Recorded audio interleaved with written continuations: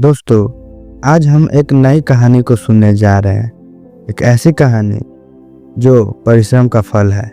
एक प्रेरणादायक हिंदी कहानी है जो आपके जीवन में एक बड़ा बदलाव लाएगा और आपको किसी भी काम करने के लिए शक्ति प्रदान करेगा, जिससे कि आप पूरी एनर्जी के साथ किसी कार्य को कर सकें। चलिए इस कहानी को अब शुरुआत करते हैं।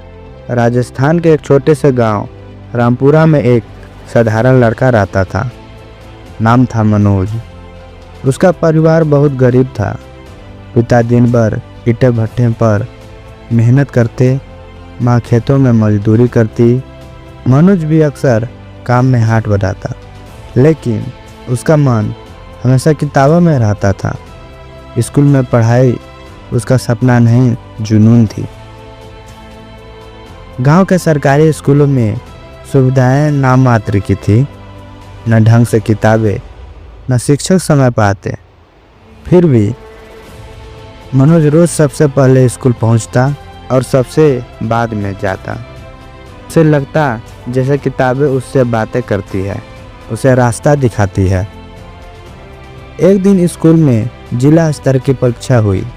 मनोज ने पूरे जिले में पहला स्थान प्राप्त किया। यह खबर पूरे गांव में फैल गई। गांव वालों को पहली बार लगा कि गरीब का बेटा भी कुछ कर सकता है। जिला कलेक्टर ने खुद उसे बुलाकर सम्मानित किया और कहा, मनोज, अगर तुम इसी तरह पढ़ते रहे तो एक दिन तुम भी कलेक्टर बन सकते हो। उस दिन के बाद से मनोज का सपना बन गया कलेक्टर बनना।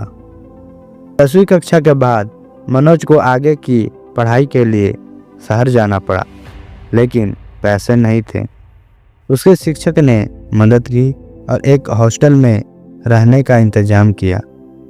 वहाँ उसने सस्ती कोचिंग में दाखिला लिया और अखबार बांटने का काम करने लगा। हर सुबह 4 बजे उठकर वह अखबार बांटता, फिर कॉलेज जाता और शाम को लाइब्रेरी में पढ़ता। दिन का एक एक मिनट कीमती था। दोस्त घूमते, फिल्म देखते, लेकिन मनोज अपने लक्ष्य में डूबा रहता। एक दिन उसकी माँ ने फोन पर कहा, बेटा, तेरा बाप बीमार है, खेत गिरवी रखने पड़े हैं। मनोज की आंखों में आंसू आ गए, लेकिन उसने कहा, माँ, थोड़ी देर और सह लो, मैं सब संभाल लूँगा। मनोज ने ग्रेजुएशन के बाद यूपीएससी की परीक्षा दी, लेकिन पहले ही प्रयास में और प्रारंभिक परीक्षा में ही असफल हो गया। लोगों ने कहना शुरू कर दिया, अब गांव लौट आ, ये तेरे बस का नहीं है। पर मनोज को अपने ऊपर विश्वास था। उसने हार नहीं मानी और भी ज़्यादा मेहनत से तैयारी शुरू की। दूसरे प्रयास में वो इंटरव्यू तक पहुंचा, लेकिन अंतिम सूची में नाम नहीं आया। इस बार उसे खुद पर शक हुआ। एक रात छत पर बैठा, आंखों में आंसू, दिल में सवाल, क्या मैं सच में इस लायक हूँ? तभी उसकी माँ का मैसेज आया, हम सब तुझ पर गर्व करते हैं बेटा, हार मत मान। ये शब्द उसकी ताकत बन गए।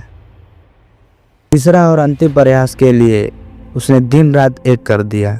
मोबाइल बंद, सोशल मीडिया बंद, बस किताबें, नोट्स और लाइब्रेरी। उसने अपनी गलतियों को समझा, सुधार किया और आत्मविश्वास के साथ परीक्षा दी। प्रारंभिक परीक्षा निकाली, मुख्य परीक्षा भी ठीक गई, फिर इंटरव्यू, और फिर वो दिन आया यूपीएससी का परिणाम। मनोज की आंखों में आंसू थे। वह पहले विश्वास नहीं कर पाया, लेकिन फिर उसके दोस्तों ने उसे गले लगाया। उसका नाम सूची में था, ऑल इंडिया रैंक 45। वो अब एक आईएएस अफसर बन चुका था। मनोज सबसे पहले अपने गांव लौटा। गांव के लोगों ने उसका भव्य स्वागत किया।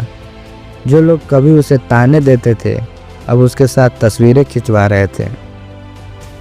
उसने गांव में एक मुफ्त कोचिंग सेंटर शुरू किया, जहां गरीब बच्चों को यूपीएससी, बैंक, रेलवे की परीक्षा की तैयारी करवाई जाती।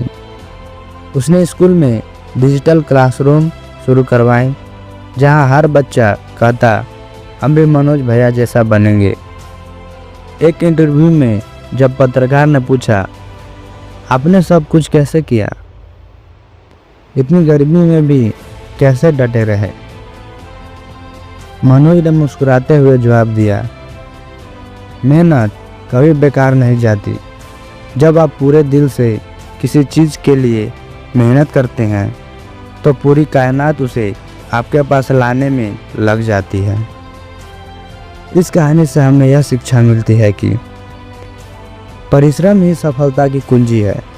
जीवन में कितनी भी कठिनाई आए, अगर नीयत साफ है और इरादे मजबूत है तो हर सपना पूरा हो सकता है। अगर यह कहानी आपको अच्छी लगी, आपको कुछ सीखने को मिला, तो इस चैनल को सब्सक्राइब करें और इस कहानी को अपने दोस्तों के साथ शेयर करें, जिससे वो भी इस कहानी को सुनकर अपने जीवन में बदलाव ला सके। धन्यवाद।